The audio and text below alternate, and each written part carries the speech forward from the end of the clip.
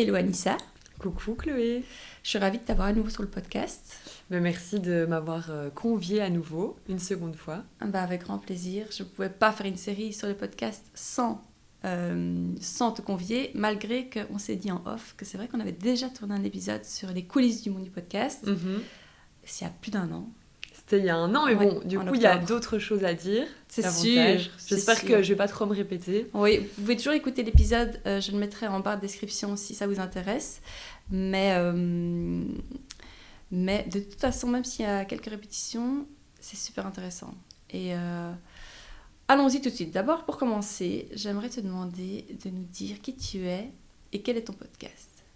Alors, je m'appelle donc Anissa Ezaz, j'ai 34 ans. Je suis maman de 2 enfants. Je suis journaliste de formation et donc aujourd'hui je suis indépendante et je bosse pour un média belge. Et en effet, j'ai lancé et créé mon podcast qui s'appelle Rita, qui était en fait le premier podcast belge francophone, j'insiste, parce qu'il y en avait déjà côté flamand, sur la parentalité. Pourquoi Rita ? Rita, en fait, c'est le prénom de ma grand-mère paternelle. C'est trop marrant parce qu'on t'appelle toujours... Il y a plein de gens qui t'appellent Rita quand complètement. ils te croisent. Mais ça, je m'attendais pas. Non. Et donc, et pourtant, tu vois, même dans les mails et tout, c'est signé Anissa, mais les gens me répondent coucou Rita, donc c'est excellent. Mais en fait, ma grand-mère paternelle, ça s'écrivait G-H-I-T-A. Mais ça sonnait vraiment pas bien, les gens déformaient complètement, donc finalement j'ai décidé de le franciser et de mettre un R à la place. Tu te souviens de ta toute première interview ? Comment elle s'est passée ? Ouais. Franchement, quand j'y pense, C'était éclaté ? C'était éclaté, complètement. Bon, on a tous commencé comme ça. Mais en fait, le truc, c'est que déjà de base, Rita était pas forcément destinée à être un podcast. Voilà, je te dis, j'avais l'idée de créer quelque chose avec ce prénom, avec l'histoire de ma grand-mère, et j'avais cette idée de transmission depuis le départ, mais je ne savais pas ce que ça allait devenir. Et en fait, un jour, on est à un dîner de famille chez mes parents, je parle de Rita, du projet, de ce que j'ai envie de mettre en place, et l'idée du podcast, parce qu'à ce moment-là, j'avoue que j'écoutais à fond Bliss, oui. les épisodes de Clémentine Gallet, j'étais baignée là-dedans, quoi.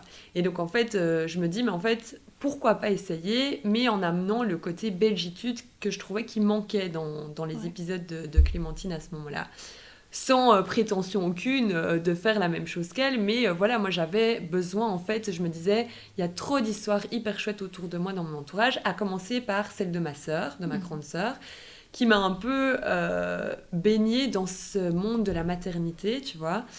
Et en fait, je me suis dit, qui mieux qu'elle pour tester ? Parce que ma sœur est sans filtre, elle a eu ses 2 enfants, moi j'avais 20 ans, elle me racontait tout en mode hyper trash, et j'avais l'impression de connaître le sujet par cœur avant d'être mère.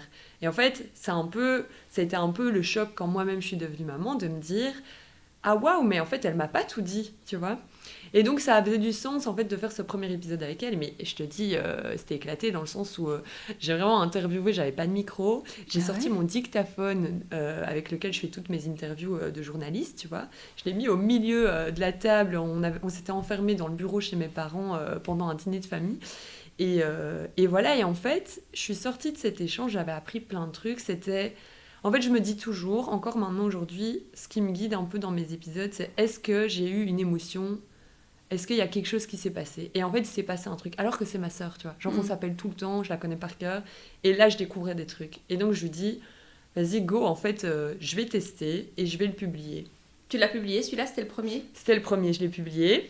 Alors, sauf qu'en fait, elle a eu beaucoup de retours. En fait, elle s'attendait pas. En fait, je sais pas toi, mais personne me prenait au sérieux.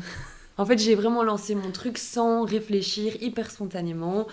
Clairement, j'avais pas de business plan, vraiment. Enfin, tu vois, j'avais bricolé un truc, mais il y avait rien de sérieux dans mon truc. Et clairement, je l'assumais pas non plus, tu vois. Donc, je le disais, mais j'en faisais pas, tu vois. J'étais pas en mode, voilà, je lance un nouveau projet à fond. J'étais plus en mode, je teste un truc. Et donc, quand elle a eu ses retours, c'est vrai que c'était très intime, je te dis, elle est cash et tout. Et en fait, elle a regretté un peu la publication. Je l'ai dépubliée entre-temps, parce qu'en fait, elle n'était pas prête à partager tout ça et qu'en fait, elle ait des retours de gens qui ne la connaissaient pas, tu vois.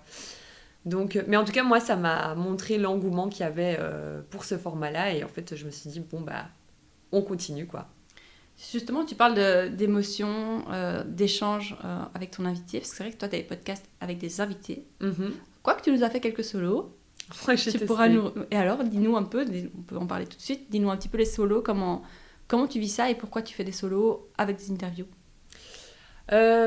En fait, j'ai testé les formats solo, c'était plus dans une optique de rentabilité parce que clairement, le fait de booker un slot avec un invité, j'enregistre pendant 2-3 heures parfois quand je me mets pas de limite.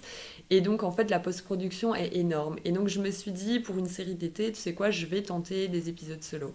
En fait, j'assume pas du tout. T'aimes pas ça ? J'aime pas. Et J'aime les retours pas être que dans t'as ? la lumière, en fait. J'aime pas être... J'aime pas parler de moi. En fait, vraiment, je me rends compte plus j'avance.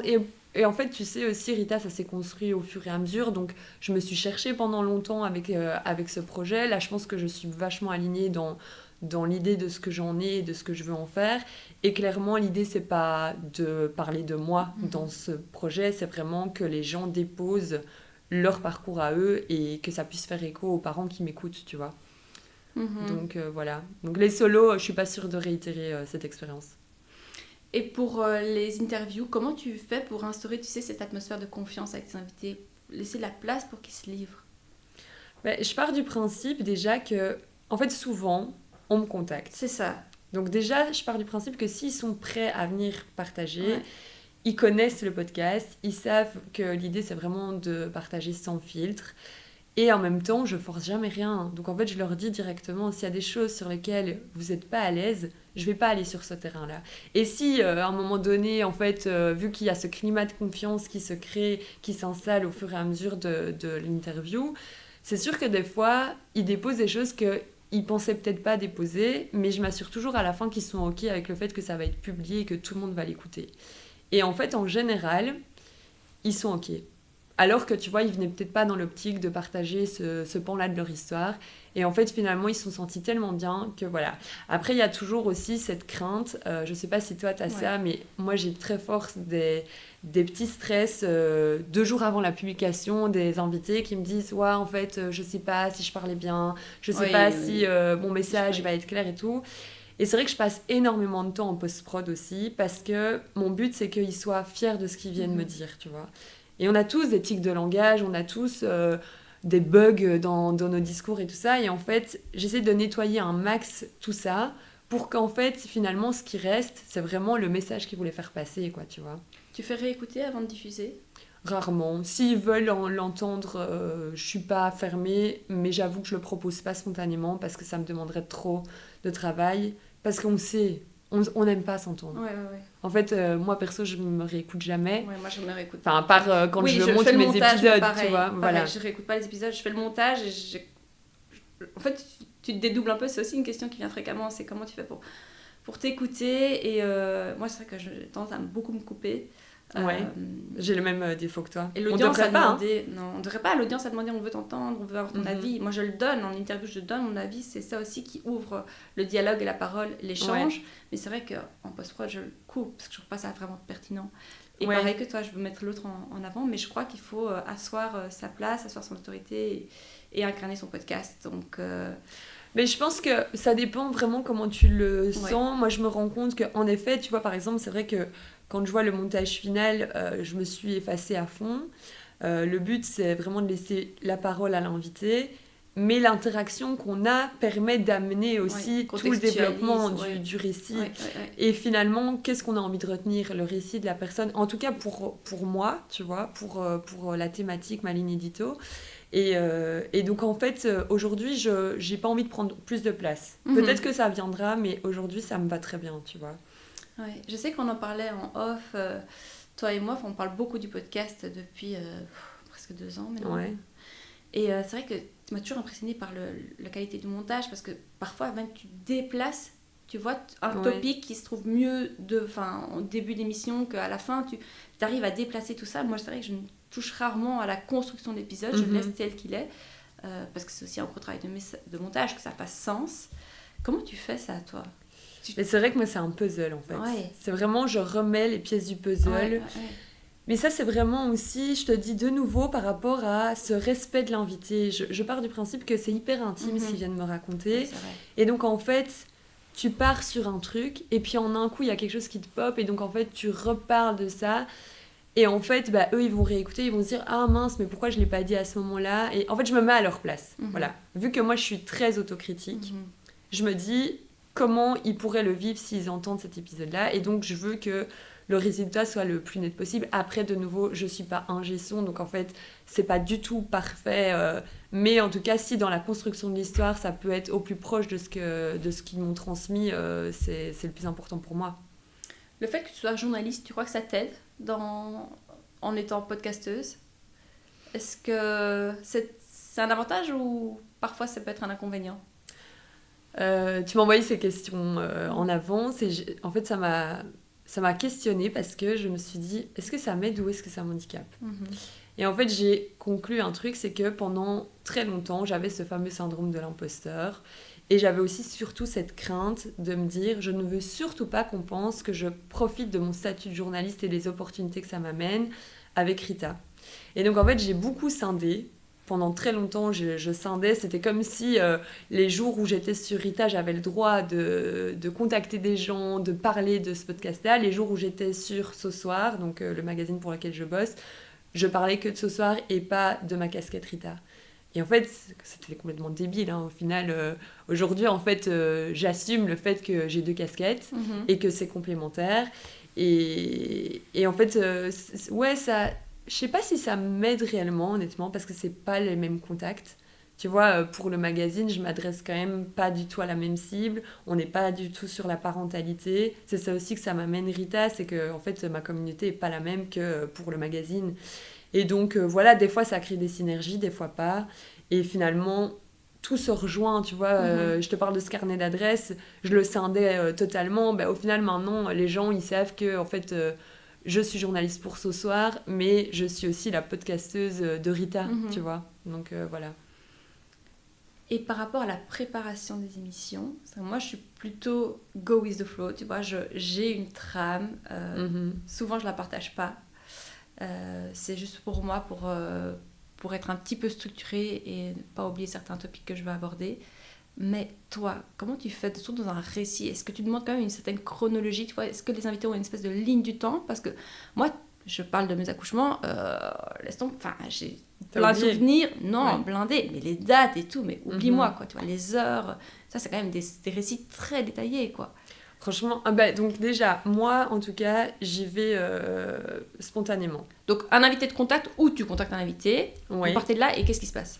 En fait, en général, on a franchement un échange très bref parce que j'aimerais prendre le temps de rencontrer les personnes avant de les mettre dans ce climat de confiance, de les appeler et tout ça, mais clairement, j'ai pas le temps. Moi non plus, donc en fait, ça se limite à des échanges de vocaux pour avoir un peu le contexte, savoir quelle thématique on va aborder, ce qui sont ok ou pas de partager.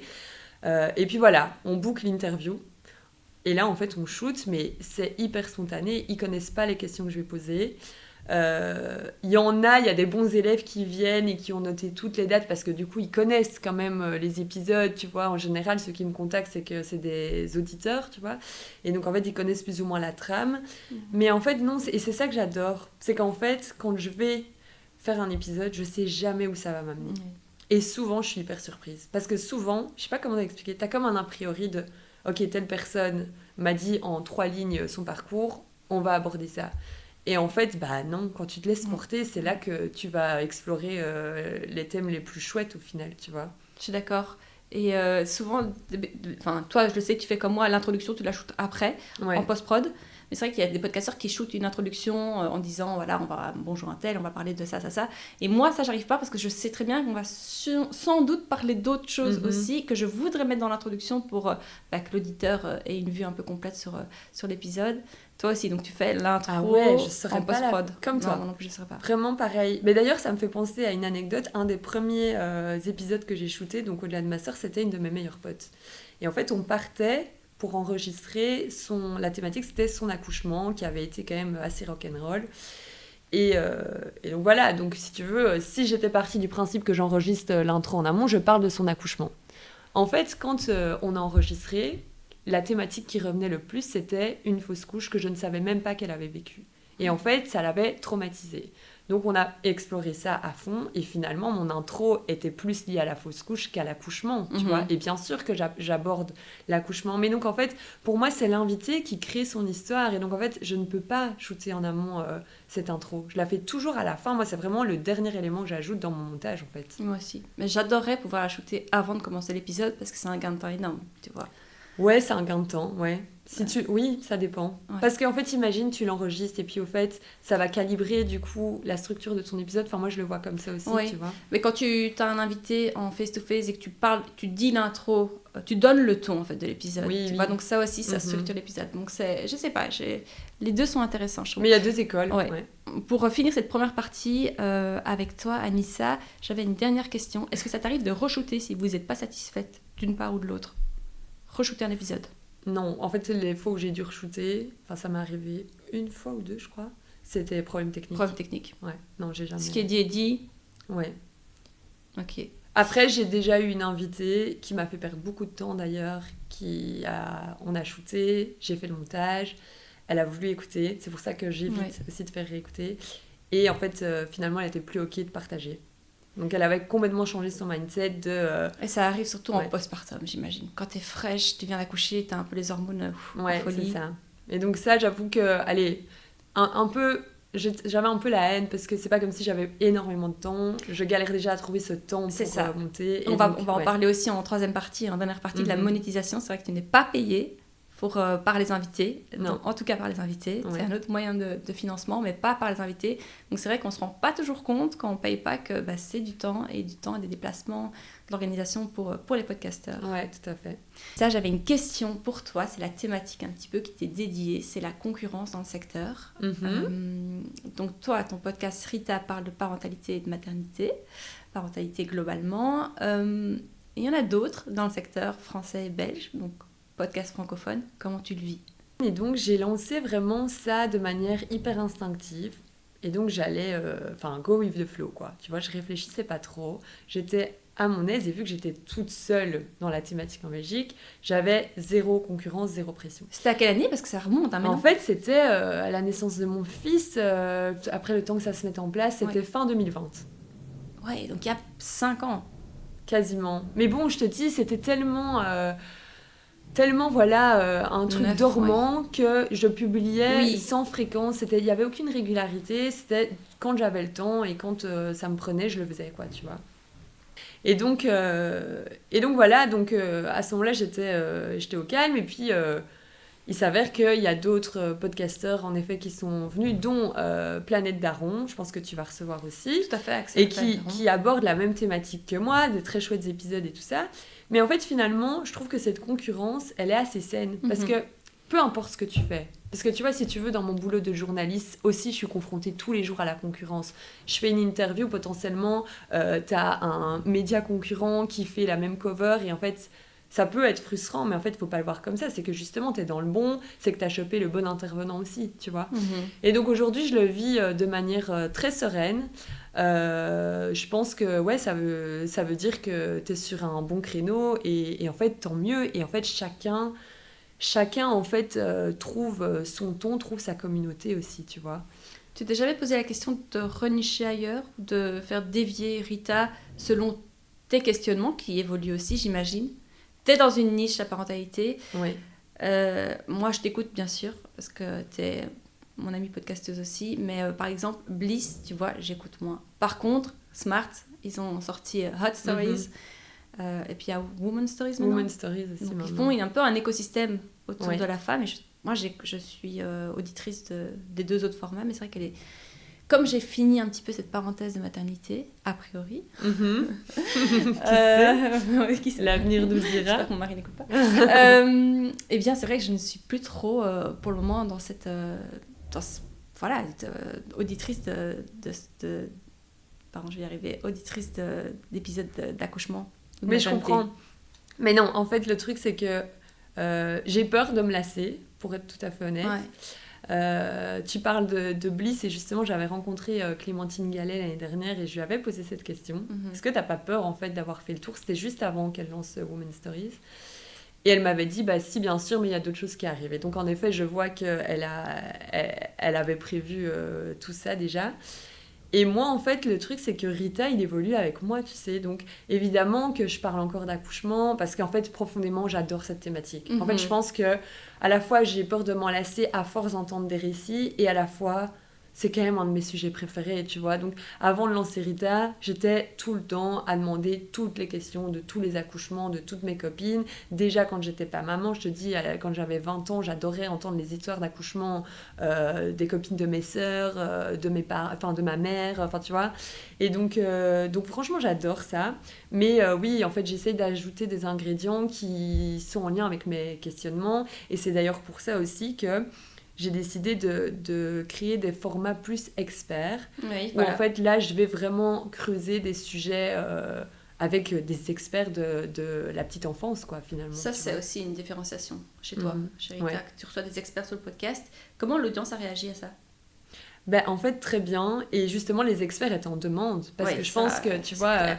Et en fait, aussi, ça venait de moi. C'est-à-dire que, tu vois, je laisse l'invité partager vraiment tout son ressenti. Mais clairement, des fois, quand tu abordes le médical, c'est un peu touchy parce que t'as peut-être vécu quelque chose ou Ouais. t'as l'impression que ça s'est passé comme ça, Ouais. mais dans les faits, si des décisions étaient prises pour ça, pour telle et telle raison, c'est que c'était pour quelque chose, tu vois.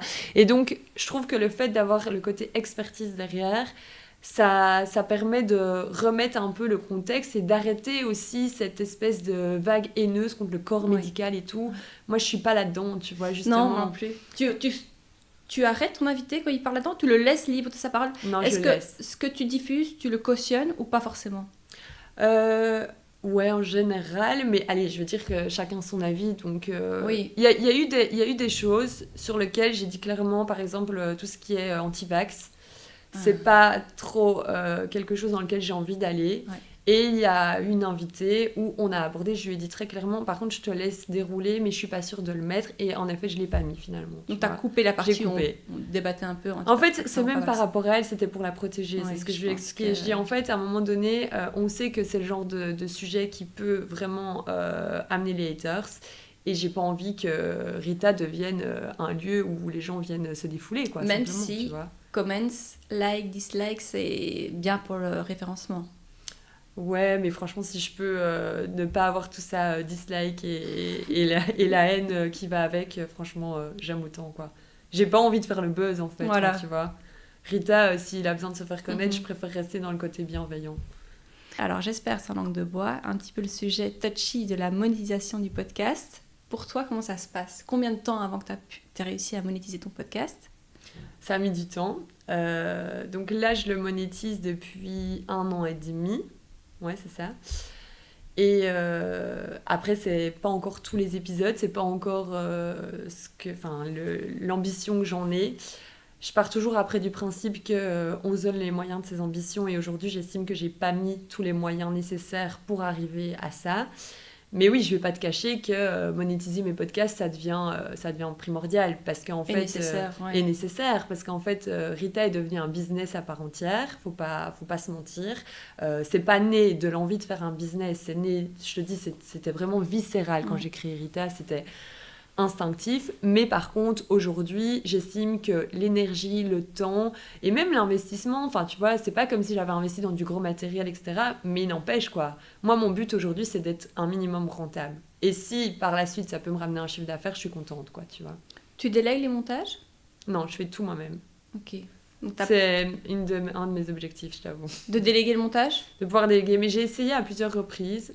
Et Oui. en fait, j'étais jamais satisfaite. Et au final, ça me prenait plus de temps de briefer la personne qu'autre chose. Et donc, j'ai décidé de reprendre tout en main, quoi. Et pourquoi pas satisfaite? Bah, de nouveau, tu vois, dans cette Ouais. perfection du récit, des fois, on coupait des passages qui étaient hyper importants selon moi. Ou et même des silences. Voilà. Parfois, on coupe des Exactement. silences qui, je trouve, font sens, quoi. Ouais, tout à fait.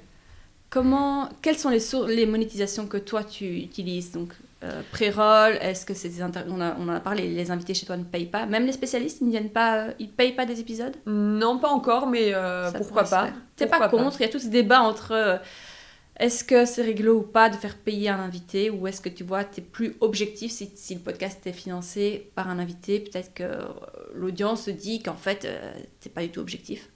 Moi, en fait, si tu veux, je suis hyper au clair avec ça. C'est-à-dire que pour moi, je reste libre éditorialement de ce que je vais produire comme épisode. Et donc, pour moi, je fais très fort la distinction entre... du témoignage, je ferai jamais... en tout cas, dans la chaîne Rita, je dis pas parce que je te dis, j'ai d'autres projets aussi, mais où là, potentiellement, il pourrait y avoir des podcasts en privé qui seraient donc forcément monétisés par la personne qui veut shooter l'épisode. Mais en revanche, le pré-roll, ça, c'est indéniable, quoi, tu vois. Donc ça, pour moi, ça n'influe pas le contenu de l'épisode qu'il y a derrière, parce qu'en fait, jusqu'à aujourd'hui, j'ai jamais eu aucun problème avec le fait que, voilà, j'annonce mes thématiques, l'annonceur, il décide de sponsoriser ou pas. En fait, c'est lui qui décide, je veux être sur cette thématique ou je veux pas y être. Mais moi, je vais pas changer mon contenu en fonction. Par contre, là où je crée des épisodes plus sur mesure, je l'ai fait notamment avec Sécurité routière. On a fait tout un épisode sponsorisé entièrement par eux, où en fait, là, on développait toute la thématique autour de la sécurité routière en voiture avec des enfants en bas âge. Et là, c'était vraiment l'expert chez eux qui venait parler de ce sujet-là. Mais donc là, il y a les logos des deux marques. Enfin, tu vois, pour moi, c'est hyper clair. Et il n'y a pas de confusion possible. Et ça, j'avoue que c'est hyper important pour moi de rester là-dessus, même à l'avenir. Parce que c'est ma déontologie journalistique, je pense, qui ressort. Et en fait, je ne ferai jamais un mix des deux. Ça sera toujours clair, tu vois. Ouais, très bien. Qu'est-ce que ça t'apporte, Rita, au-delà de l'aspect financier? Est-ce que, professionnellement parlant, ça t'apporte quelque chose dans ta casquette de journaliste? Non, parce que je pense que Rita... Enfin, non, c'est peut-être un peu dur de dire ça. Si, forcément, ça doit m'apporter quelque chose. Mais j'estime que Rita, c'est un peu l'aboutissement justement de un peu tout mon savoir, tout ce que j'ai appris ces dernières années, que j'ai mis en œuvre au final au sein de mon propre projet. Et donc, ça m'apporte plus humainement finalement que professionnellement. Ok, donc ça t'apporte pas, par exemple, de la visibilité ou du réseau, de nouvelles opportunités. Si tu vas networker, par exemple, on ne dit pas « Ah, c'est toi la fille derrière Rita ». Si, alors oui, mais du coup, je le mets dans le côté humain, ok, plus que professionnel, tu vois. Parce qu'en fait, évidemment que ça m'a amené un tas de nouvelles rencontres incroyables, mais c'est pas pour autant que j'ai fait du business avec ces gens, tu vois. Donc du coup, c'est pour ça que je le mets plus dans le côté humain. Si c'était à refaire, qu'est-ce que tu ferais différemment?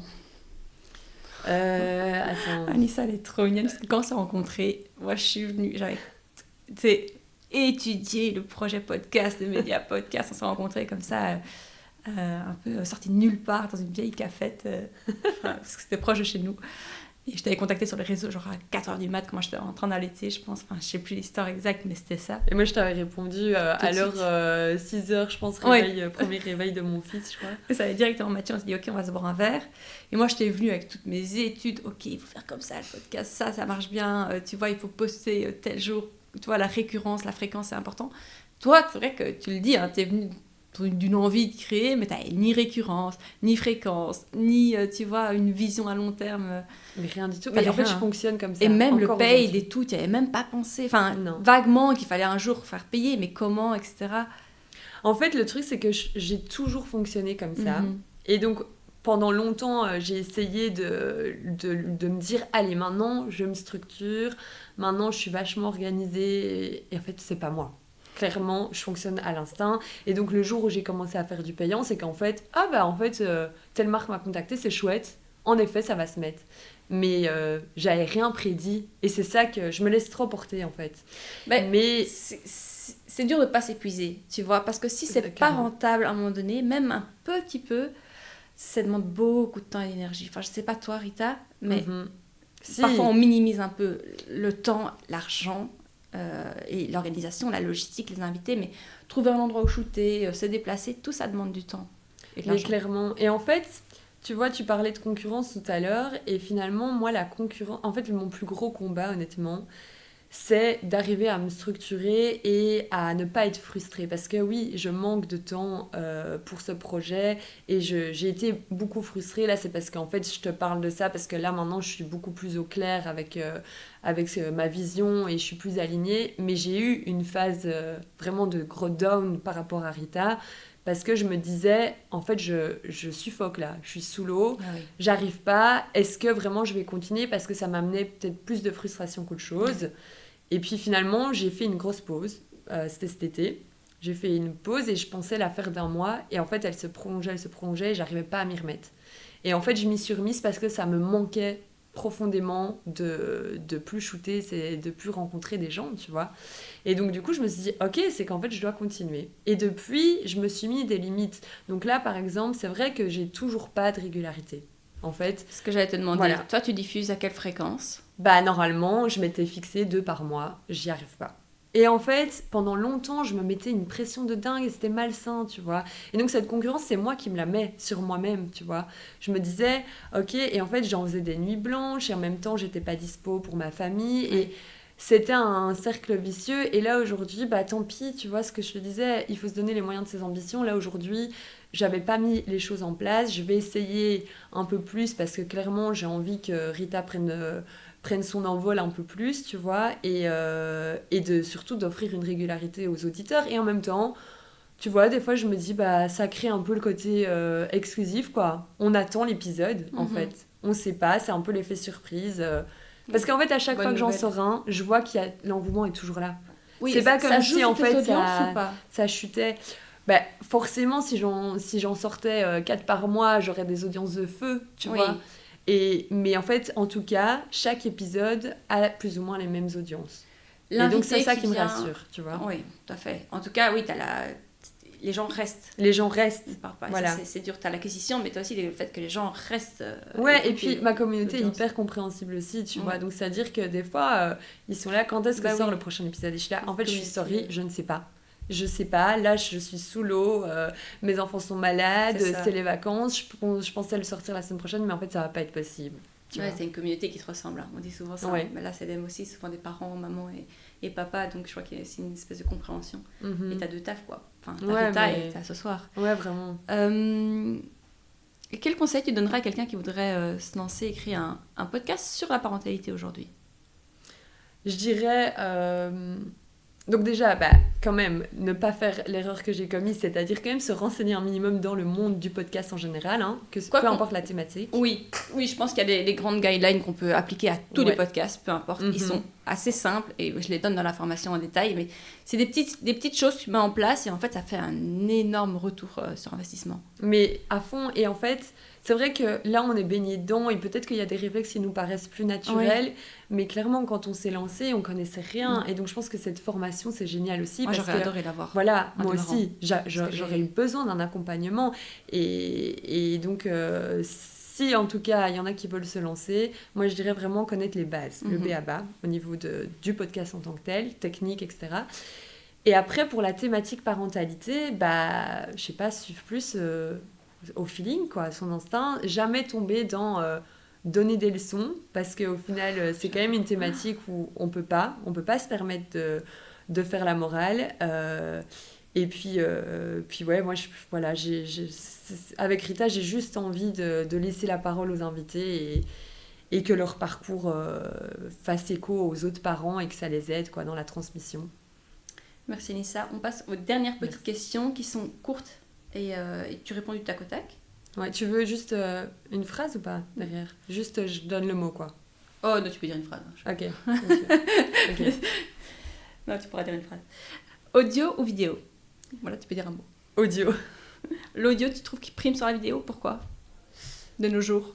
Bah, en tout cas, moi, franchement, je me force à faire la vidéo parce qu'il faut. Hein, aujourd'hui, on va pas se mentir, l'algorithme pousse la vidéo. Mais si je pouvais, finalement, le podcast, c'est quoi? C'est de l'audio. Moi, je regarde jamais un podcast, en fait. J'écoute. Ouais. Il y en a beaucoup qui regardent, mais c'est bizarre. Maintenant, on met sur Spotify le MP4, donc la vidéo, et sur YouTube. Moi, pareil que toi, je ne regarde pas. Le MP3, l'audio reste le fond. Franchement, c'est ça le podcast pour moi. Mais c'est vrai que c'est difficile de faire ça, surtout pour des shorts de marketing, quoi. Ouais, clairement. Je suis fort découvert par Audace. Enfin, Audace est fort découvert grâce aux shorts. Ouais, mais donc je pense que c'est indispensable aujourd'hui. Mais voilà, si j'avais pu rester juste à l'audio, j'aurais fait l'audio. Ouais.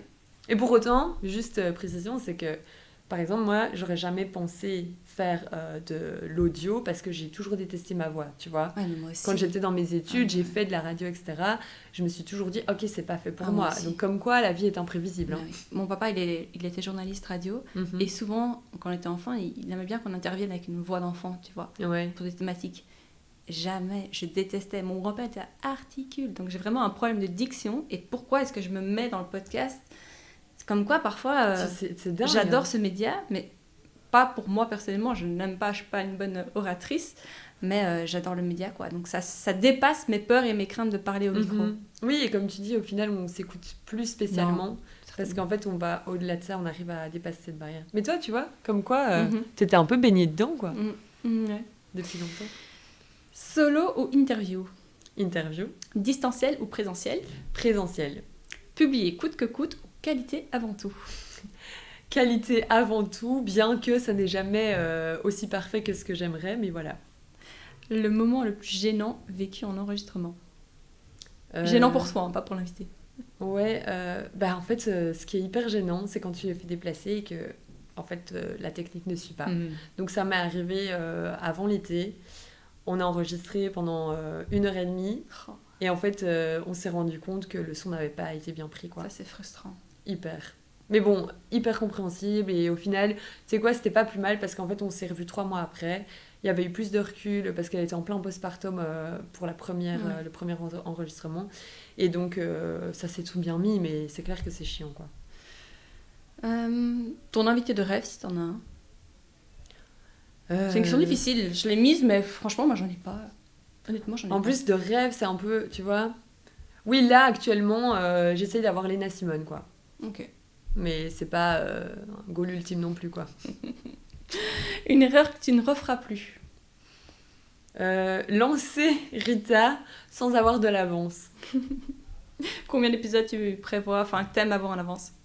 J'en ai jamais T'en as d'avance, jamais Chloé. Ah, Non. moi, j'avais lancé, j'avais C'est 8 ça d'avance. qui est horrible. Ouais. Mais je sais, mais... Je t'avais voilà. dit, en plus, les statistiques disent, à l'époque en tout cas, 7 à 8 épisodes, souvent le podcast s'arrête parce que ça demande beaucoup de travail en fait. Et souvent ça s'arrête au bout de 7-8. Donc Mais moi, toi, je tu me dis, t'étais renseignée, Ouais. tu vois. je me dis, je m'en fixe 8, comme ça je sais qu'au moins j'en ai 8 et je vais dépasser déjà ce petit plafond, quoi. Mhm. Non, mais moi, j'en ai pas d'avance. Mais mon rêve, c'est d'en avoir d'avance. La question suivante, il y a déjà répondu, mais last minute ou ultra organisé? Je mentirais si je disais ultra organisé. Non, Last minute. tellement last minute. Et enfin, dernière question, montage léger ou hyper clean? Hyper clean. Merci Anissa, merci pour ton temps et ton partage. Merci beaucoup, Chloé.